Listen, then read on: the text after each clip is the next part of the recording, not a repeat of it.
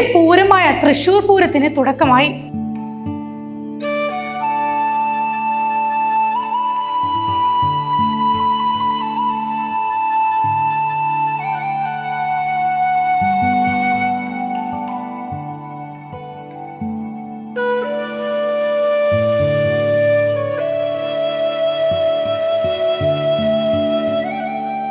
കണിമംഗലം ശാസ്താവ് എഴുന്നള്ളിയതോടെയാണ് പൂരത്തിന് തുടക്കമായത്. തൃശ്ശൂരിൽ വരും മണിക്കൂറുകൾ താളമേള വാദ്യവർണ്ണ വിസ്മയങ്ങളുടെ നിറക്കൂട്ടാണ്.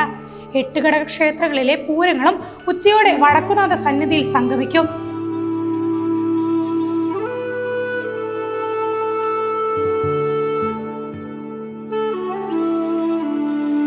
തുടർന്ന് വർണ്ണവാദ്യമേളങ്ങളുടെ ആഘോഷമായി മടത്തിൽ വരവും ഇലഞ്ഞിത്തറ മേളവും കുടമാറ്റവും അരങ്ങേറും. പൂരനഗരിയിലേക്ക് ജനസാഗരമാണ് ഒഴുകുന്നത്. രാവിലെ 7 മണിയോടെ കണിമംഗലം ശാസ്താവ് എഴുന്നള്ളി തെക്കേ നടയിലൂടെ വടക്കുനാഥ ക്ഷേത്രത്തിൽ പ്രവേശിച്ച് പൂരത്തെ വിളിച്ചുണർത്തി.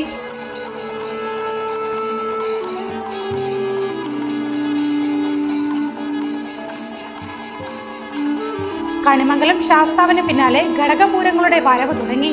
ഉച്ചയ്ക്ക് 2 മണിയോടെ ഇലഞ്ഞിത്തറ മേളം തുടങ്ങും.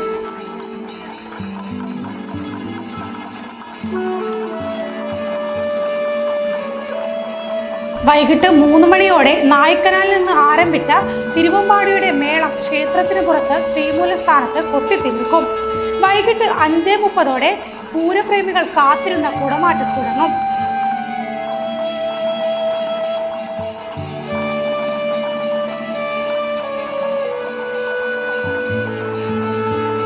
പൂരപ്രേമികളുടെ ഇഷ്ടതാരം തെച്ചിക്കോട്ടുകാവ് രാമചന്ദ്രൻ ഇത്തവണ എത്തിയിട്ടുണ്ട്. നെയ്ത്തലക്കാവിലമ്മയുടെ തിടമ്പാണ് തെച്ചിക്കോട്ട് രാമചന്ദ്രൻ ഏറ്റുന്നത്. ചെറിയൊരു ഇടവേളയ്ക്ക് ശേഷമാണ് തെച്ചിക്കോട്ടുകാവ് രാമചന്ദ്രൻ വീണ്ടും തിടമ്പേറ്റിയത്. എന്താണ് തൃശ്ശൂർ പൂരത്തിന് പിന്നിലെ ചരിത്രം? തൃശ്ശൂർ പൂരത്തിന്റെ പിന്നിൽ പല ഐതിഹ്യങ്ങളുണ്ട്.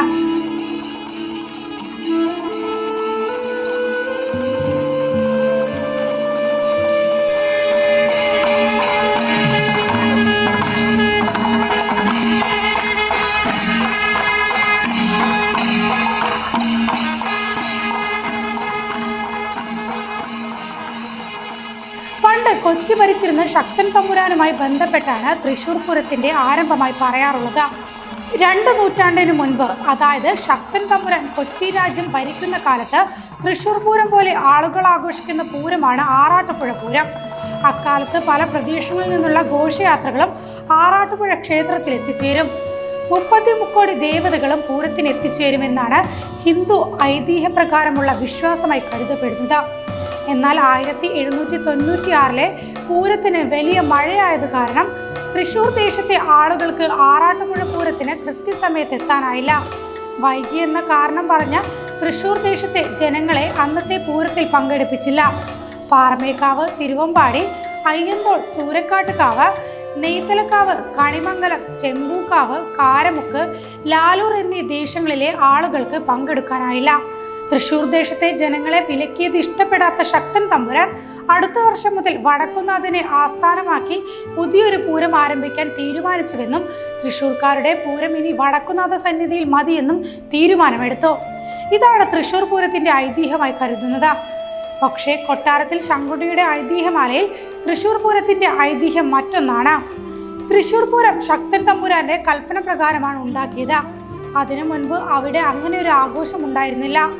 കൊച്ചി രാജാവ് തൃശ്ശൂരിൽ വന്നപ്പോൾ ദേശക്കാരെ വിളിച്ചു വരുത്തി മേടമാസത്തിലെ പൂരം ആണ്ടുതോറും ഒരു ആഘോഷമായി കൊണ്ടാടണം എന്ന് നിർദ്ദേശിച്ചു.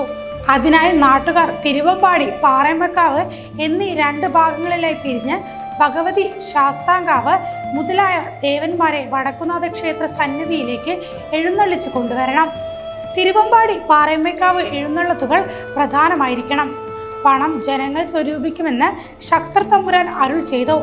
മുറകളും ചടങ്ങുകളും അദ്ദേഹം തന്നെ കൽപ്പിക്കുകയും ചെയ്തെന്നാണ് പറയുന്നത്.